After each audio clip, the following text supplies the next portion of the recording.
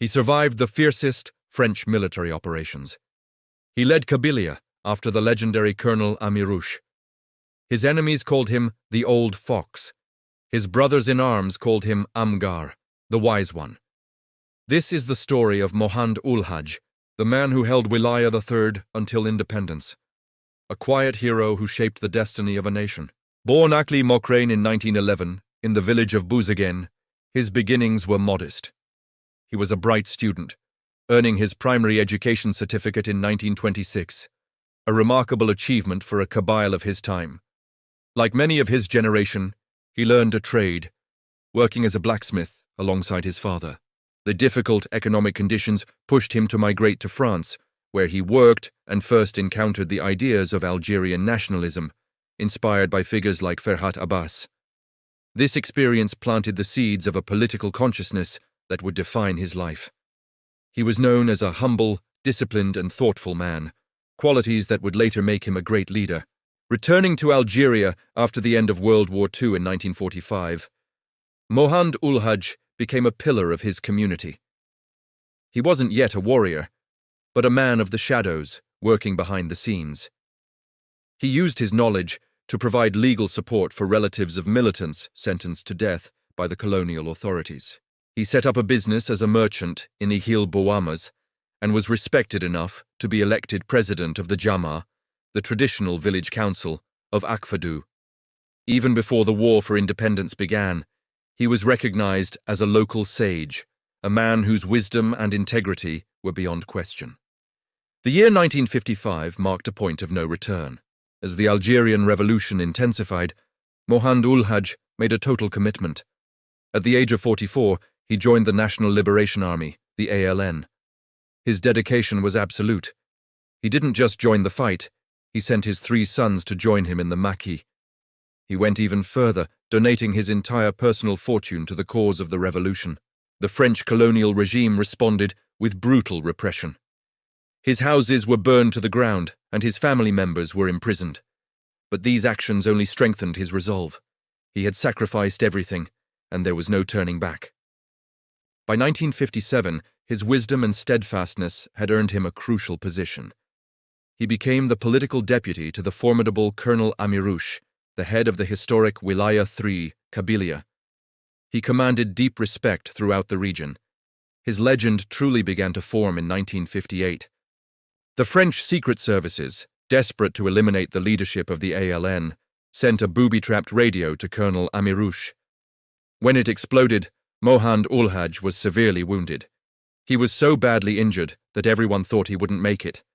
But against all odds, he survived. It was this incredible resilience, this ability to outwit death itself, that earned him his famous nickname from the French army, the Old Fox. In March 1959, tragedy struck. Colonel Amirouche and his comrade Colonel C.L. Hawes were killed in battle. Wilaya III was left without its charismatic leader. In this moment of crisis, all eyes turned to the man who had cheated death. Mohand Oulhadj was appointed colonel and took command of the most strategic and embattled region in the war. He led Kabylia through its darkest hours.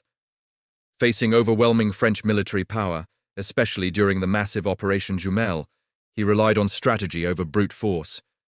He perfected guerrilla warfare, using small, mobile units that knew the mountains like the back of their hands. He organized strategic ambushes that inflicted heavy losses on the French army while preserving his own forces. The Old Fox proved to be more than just a survivor. He was a brilliant tactician. Finally, on July 5, 1962, the day of Algeria's independence, Mohand Oulhadj performed an act of immense symbolic power. He traveled to Sidi Frej, the very beach where French forces had landed in 1830, to begin the colonization of Algeria. There, in silence, he raised the new Algerian flag. It was a quiet, deeply personal moment, closing a 132-year chapter of struggle and heralding the dawn of a new era. The man who had fought so hard for freedom was there to witness its birth at the very spot where it had been lost. After independence, Mohand Oulhadj's integrity shone just as brightly. He handed over the war treasury of Wilaya III to the new government, an incredible sum consisting of 46 kilograms of gold and millions of francs. He wasn't interested in personal wealth or power. He met with international figures like Che Guevara, who admired the Algerian struggle. When the Sand War broke out with Morocco in 1963, he answered the call to defend the nation's new borders.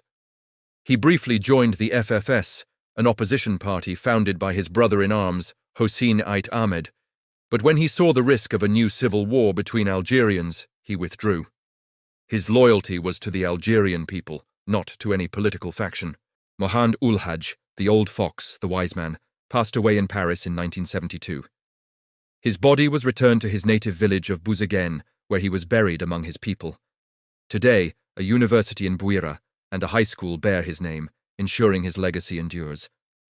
Mohand Oulhadj was not a man of grand speeches or charismatic pronouncements. He was a man of consistency, strategy, and profound dignity. A sage in the storm of war, a fox facing an empire. He was one of the quiet giants on whose shoulders modern Algeria was built. Thank you for watching. If you enjoyed this story, please like, subscribe, and follow our channel for more tales of Berber history and tradition.